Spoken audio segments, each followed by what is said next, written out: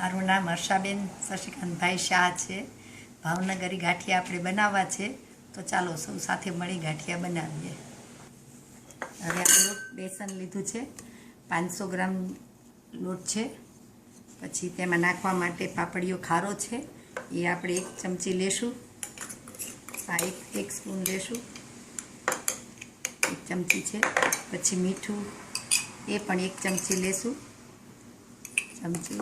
પછી અજમો છે, અજમાને જરાક આટલું 1 સ્પૂન જેટલો લેવાનો છે અને એને શેકી નાખવાનો છે. મીઠું ખારો એ પણ શેકી નાખશું. પછી તેમાં નાખવા માટે 1 વાટકી મોણ લીધું છે, તેલ લીધું છે, એ આપણે આમાં નાખવાનું છે. હવે આપણે એનો લોટ બાંધી રહ્યા છીએ.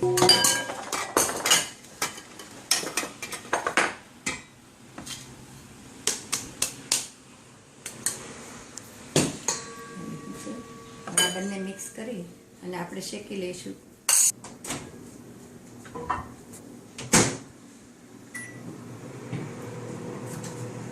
આપણે પાપડીઓ ખારો અને મીઠું માઇક્રોવેવમાં મૂક્યું છે, શેકવા માટે મૂક્યું છે. કેટલી મિનિટ માટે? બસ 1 મિનિટ માટે.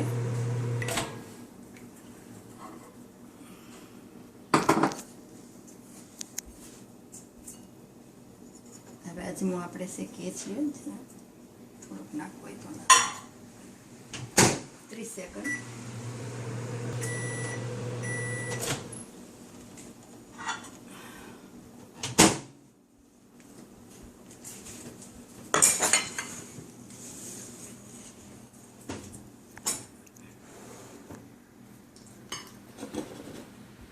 હવે શું કરીશું આપણે? કોતરી ઉડાડી દઈએ છીએ અજમાને. અને ખારા અને મીઠામાં તમે પાણી નાખ્યું. એ કેટલું પાણી નાખવાનું? જરાક વસ્તુ પલ્લે એટલું, તે ખારો મીઠું પલ્લે એટલું નાખવાનું. ખારો મીઠું પલળે એટલું પાણી નાખવાનું. પાણી. હવે અજમાની કોતરી ઉડાડી લઈએ છીએ આપણે.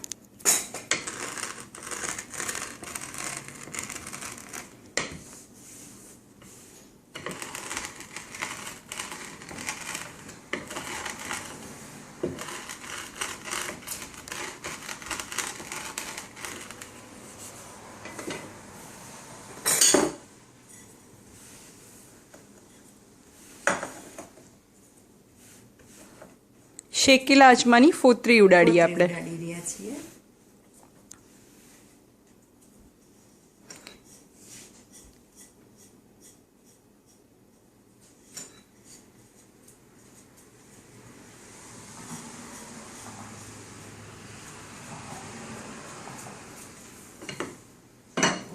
હવે આમાં નાખી દીધા.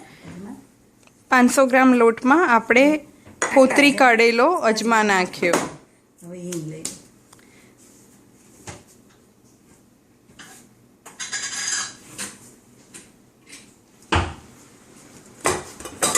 હવે આપણે આમાં થોડી હિંગ નાખી, 5 ચમચી જેટલી હિંગ.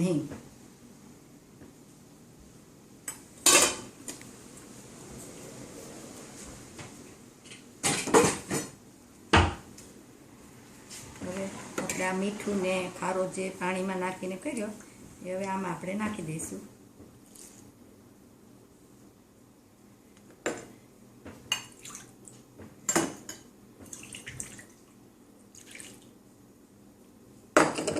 હવે આ તેલ 1 વાટકી લીધું છે, એ પણ આપણે આમાં નાખી દઈએ છીએ.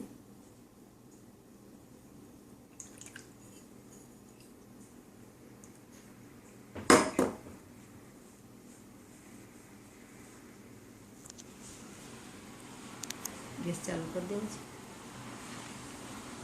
હા, હવે આપણે બીજી બાજુ ગેસ પર તેલ મૂકીશું ગરમ થવા.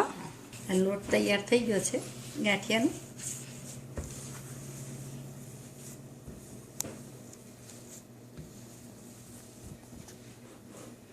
હવે થોડુંક પાણી નાખી આવો લોટ બાંધી દેવાનો. પછી થોડું પાણી નાખી અને થોડુંક આમ મસળી નાખવાનું.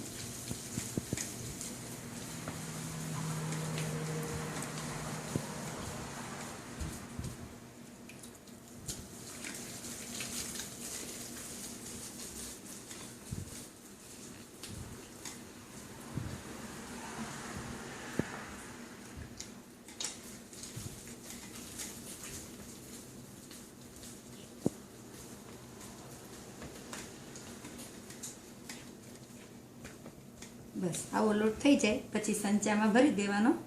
સંચામાં ભરીને ગાંઠિયાની જાળી મૂકવાની,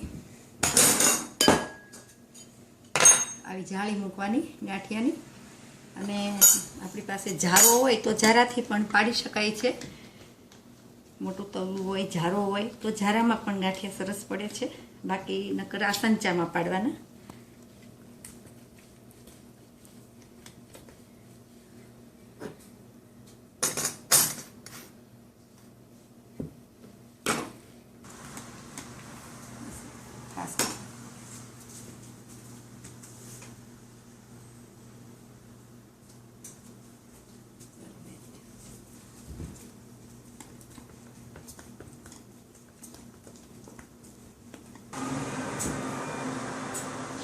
હવે આપણે આ સંચામાં ભરી લઈએ છીએ.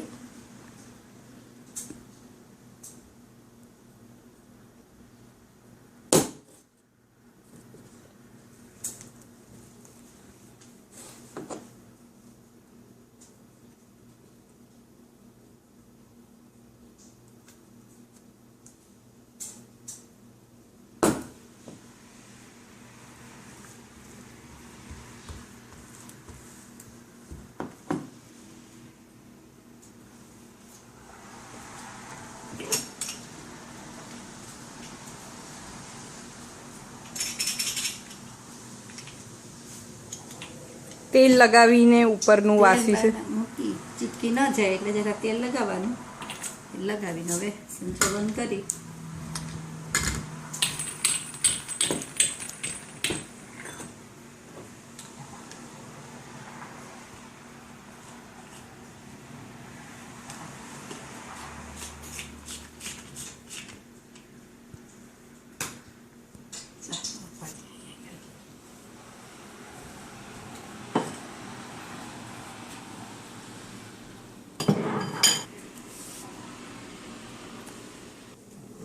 હવે આપણે ગાંઠિયા પાડીએ છીએ.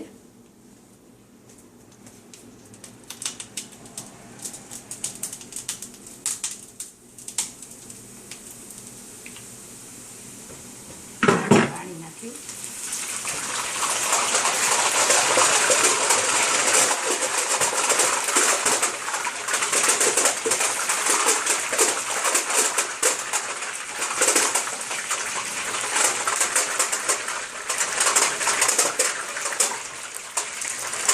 પાણી નાખીએ એટલે ગાંઠિયો પોતો થઈ અને જલ્દી બહાર નીકળી જાય.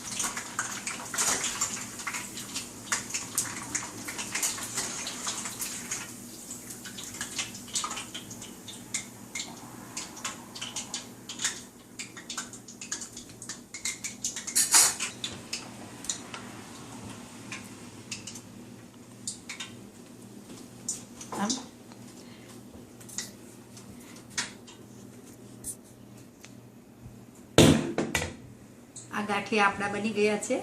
હજી અડધા ગાંઠિયા બન્યા છે. આટલા લોટના હજી બીજા બનાવીએ છીએ. ચાલો બધા સાથે મળીને ખાઈએ. આભાર.